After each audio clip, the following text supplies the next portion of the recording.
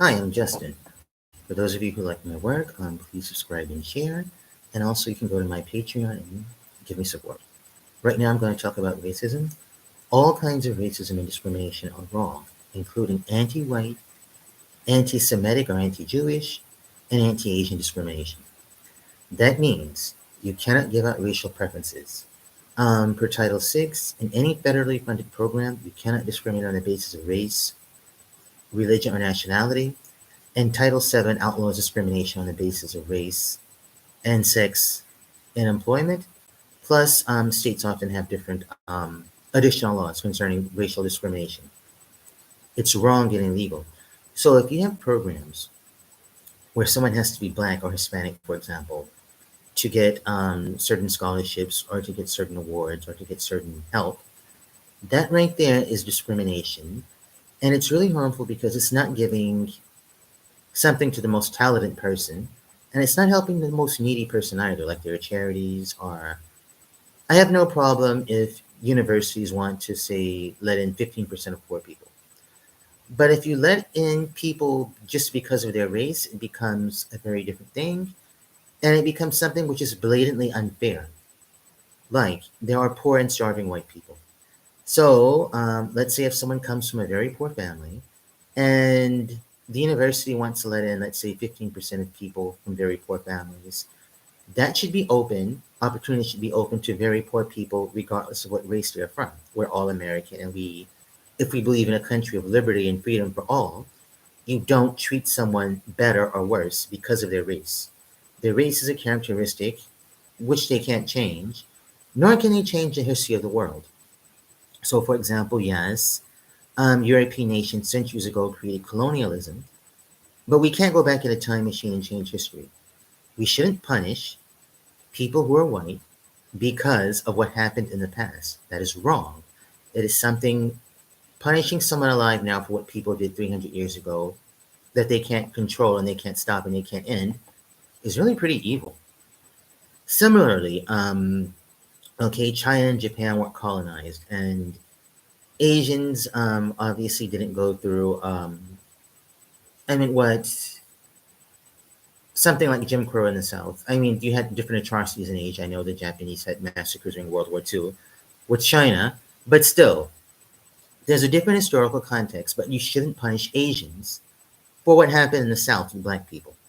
Similarly, for black and Latino people, that doesn't mean that we're perpetual victims. I don't need liberals to tell me what to do.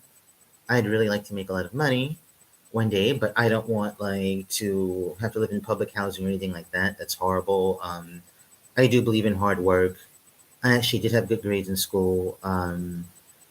So I think the victim ideology or the victim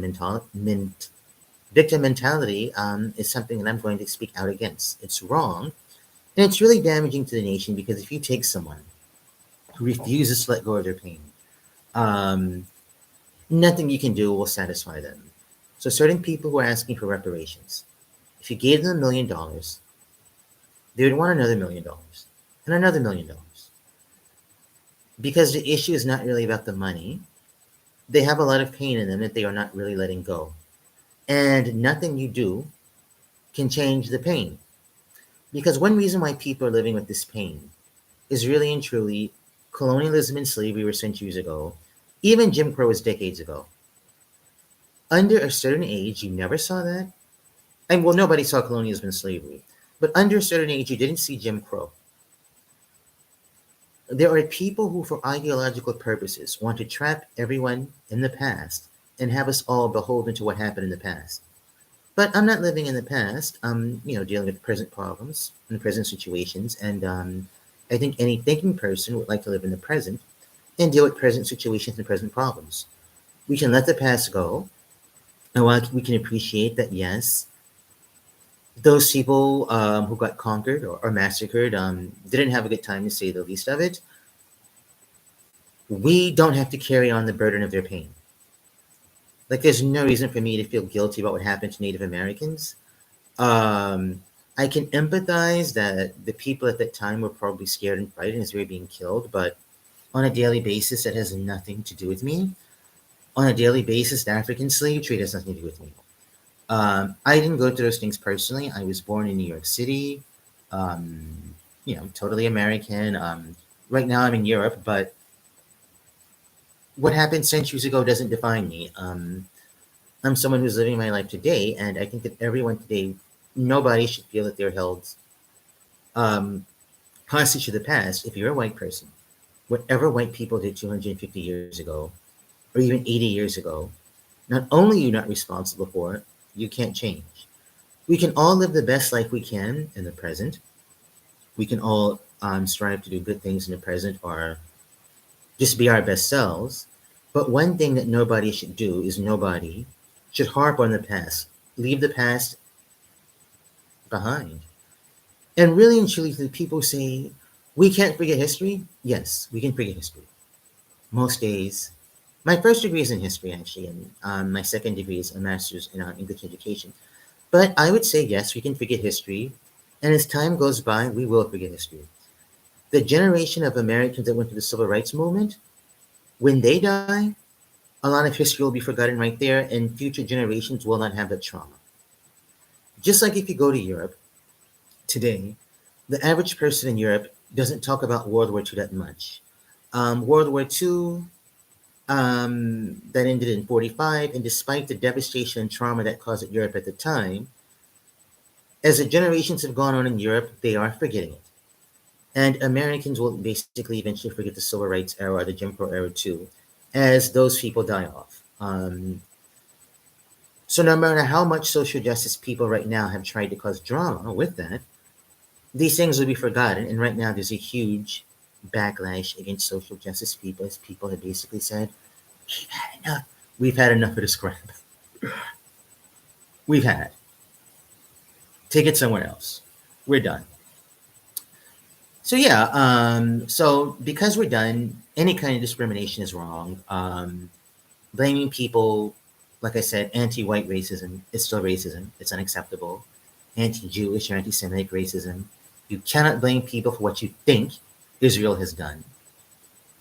And Israel hasn't affected you. So that's something that people, for the most part, should really be quiet about. And whatever pain that Palestinians have, I hope that one day they in Israel are able to somehow come to terms. But I'm not in charge of that situation. And there's no reason for me to carry any bad feeling for that situation because I'm not the king of either the Palestinians or the Israelis. I don't control what's happening. There's no reason for me to take that burden on.